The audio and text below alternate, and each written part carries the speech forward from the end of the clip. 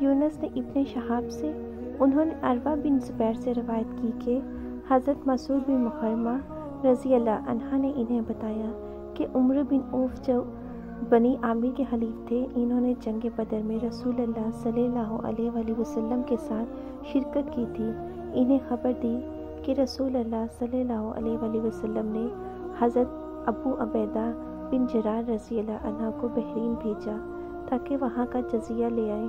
رسول اللہ صلی اللہ علیہ وآلہ وسلم نے بذات خود اہل بحرین سے صلح کی تھی اور علا بن حضومی رضی اللہ عنہ کو ان پر امیر مقرر کیا تھا۔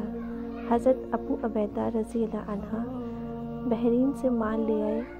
انصار نے حضرت ابو عبیدہ رضی اللہ عنہ کے آنے کی خبر سنی تو وہ سب صبح کی نماز میں رسول اللہ صلی اللہ علیہ وآلہ وسلم کے پاس پہنچے۔ جب رسول اللہ صلی اللہ علیہ وآلہ وسلم نے نماز ادا کر لی واپس ہوئے تو وہ صحابہ آپ صلی اللہ علیہ وآلہ وسلم کے سامنے ہوئے۔ رسول اللہ صلی اللہ علیہ وآلہ وسلم نے جب انہیں دیکھا تو مسکرا دیے۔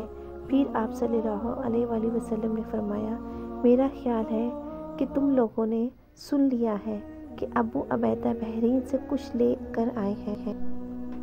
انہوں نے کہا، اللہ کے رسول، آپ نے بجا فرمایا۔ آپ صلی اللہ علیہ وآلہ وسلم نے فرمایا، خوش ہو جاؤ اور اس کی امید رکھو جس سے تمہیں خوشی ہوگی۔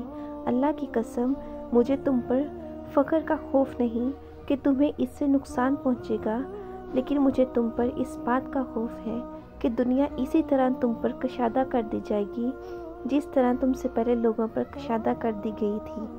پھر تم اس میں ایک دوسرے کا مقابلہ کرو گے جس طرح ان لوگوں نے ایک دوسرے کا مقابلہ کیا، اور یہ تمہیں بھی تباہ کر دے گی جس طرح اس نے ان کو تباہ کر دیا تھا۔